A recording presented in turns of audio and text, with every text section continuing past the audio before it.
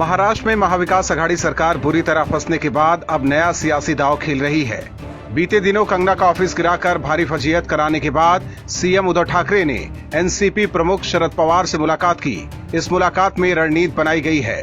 दोनों की मुलाकात के बाद अब शिवसेना के सुर तो बदल ही गए हैं, वहीं पवार भी अब अलग भाषा बोल रहे हैं। कल तक पवार कह रहे थे कि बीएमसी ने कंगना का ऑफिस तोड़कर गलत किया है, लेकिन अब जब महाराष्ट्र सरकार की भारी किरकिरी हो गई है तो पवार कह रहे हैं कि ऑफिस बीएमसी ने तोड़ा है, इसमें सरकार का कोई रोल नहीं है।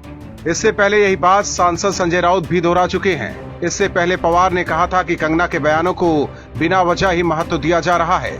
इससे पहले कंगना रनौत ने कहा था कि वो जिस इमारत में रहती हैं, वो शरद पवार से संबंधित है। ऐसे में कहा गया है कि अभिनेत्री का इशारा राष्ट्रवादी कांग्रेस पार्टी के प्रमुख की ओर था। इस बीच रनौत के दावे को लेकर जब पवार से सवाल किया गया तो उन्होंने इसे खारिज कर दिया।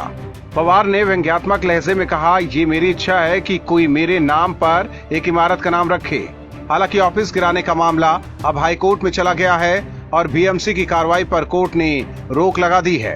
कंगना के वकील का दावा है कि बीएमसी की कार्रवाई में करीब 2 करोड़ रुपए का नुकसान हुआ है।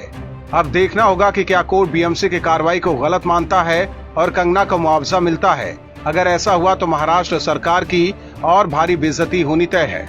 हालांकि मौके की नजाकत को भांपते हुए इसी बेइज्जती से बचने के लिए एनसीपी प्रमुख शरद पवार उद्धव ठाकरे को बीच मझधार में छोड़कर निकल गए हैं।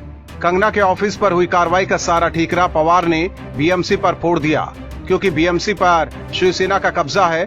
ऐसे में कंगना का दफ्तर टूटने के बाद शिवसेना और महाराष्ट्र सरकार की जो आलोचना हो रही है, उससे बचने के लिए पवार ने कहा कि कार्रवाई बीएमसी द्वारा की गई है।